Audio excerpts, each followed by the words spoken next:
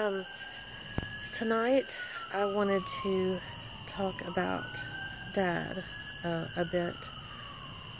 Um, my dad died 10 years ago. He was 58 from esophageal cancer that he didn't get diagnosed with until it was in stage 4, and there are only 4 stages. So, I spent as much time as I could with him after the diagnosis because, it was the last chance I would get to have time with him. And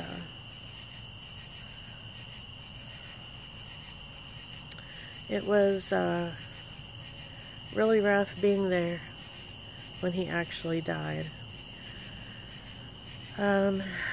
We got to have a couple of good talks while he was in hospice. I got answers to a couple of questions that I'd had, but before the diagnosis, he and I had not been close for, let's see, 20 years, or not quite that long, probably 15 years or so.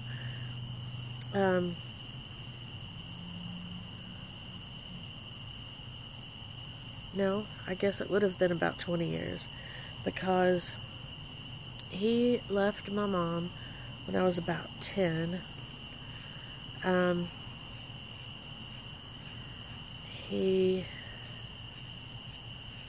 Well, it was the late 70s, the disco era, the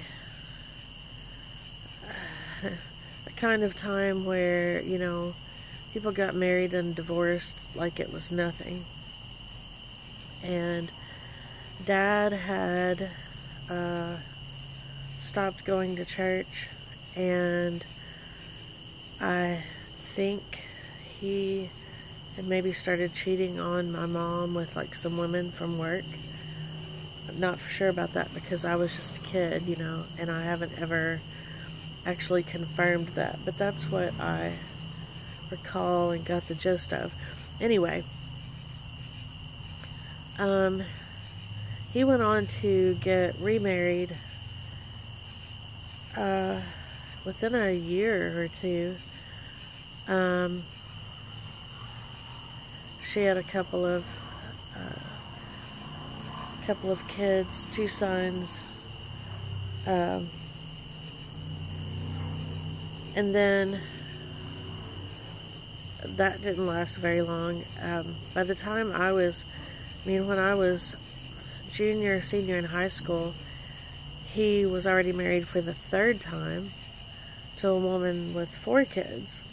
And then I don't know exactly when he got married to his 4th wife, but she's the one he stayed with. I guess she was his true love or something.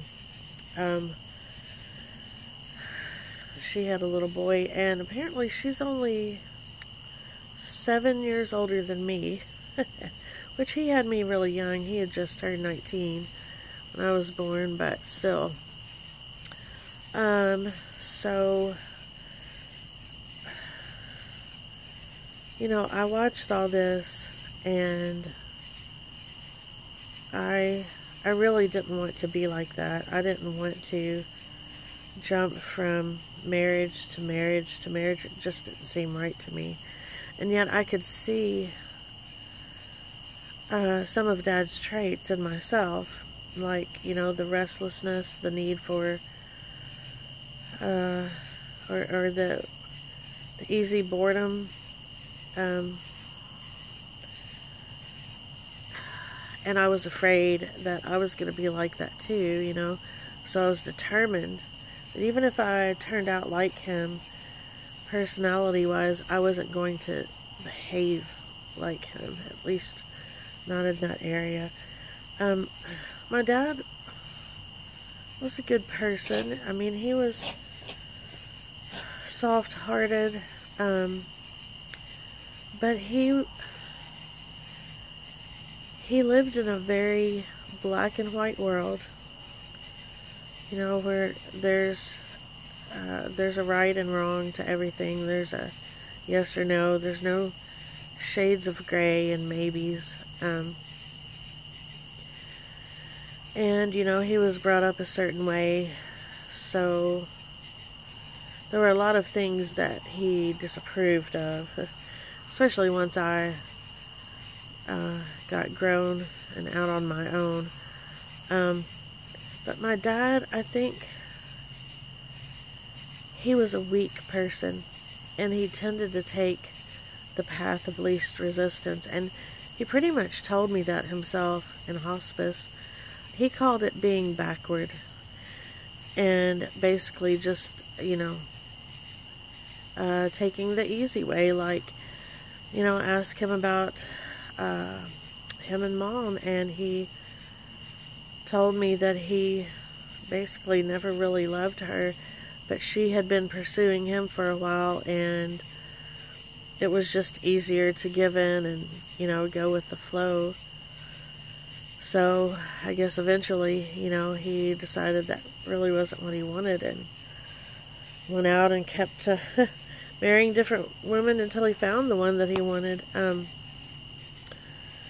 But not just in that, but how he was with us kids once he left Mom. You know, he paid child support.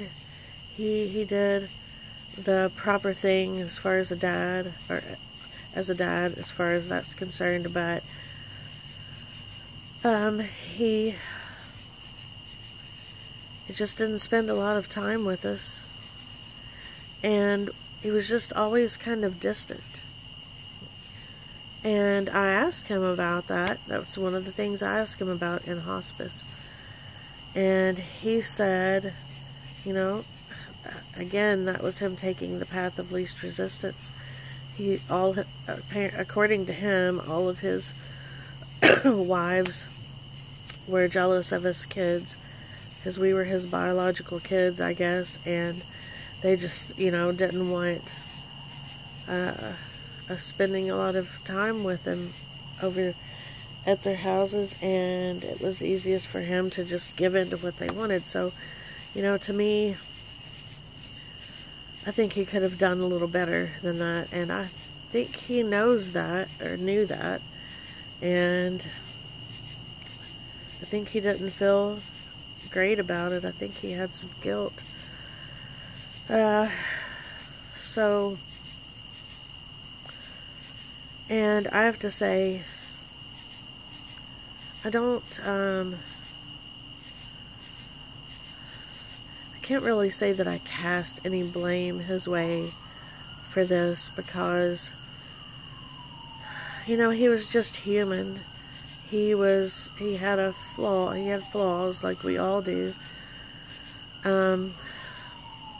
He didn't mean to be neglectful or whatever, but, you know, something that has always struck me, in TV shows or movies, you know, when there's a father-daughter, a good relationship, and, you know, when the daughter has problems, she can go to Daddy, and Daddy reassures her and tells her she's beautiful and perfect, and makes her feel better about herself, you know.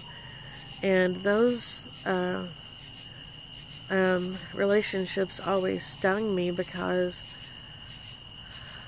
I really would have liked to have had that when I was going through all of the crap that I went through in school.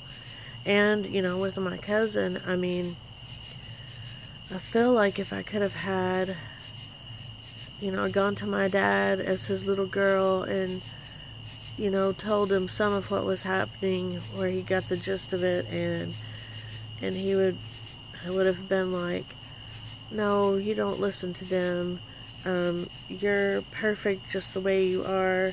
You're my beautiful little girl. I mean, something reassuring in some way, then maybe that would have negated some of the, self-esteem destroying things that were affecting me all the time. I just, I'll never know. I mean, I'll just never know. I know that he loved me in his way, but it would have been nice to have had him in my life quite a bit more. He wasn't completely out of my life, but just not a big part of it. We were distant because I felt like he had created the distance, because when we were kids, we had very limited means of getting to go see him, spend time with him if we wanted to. It was up to him as the adult. And so I basically, just came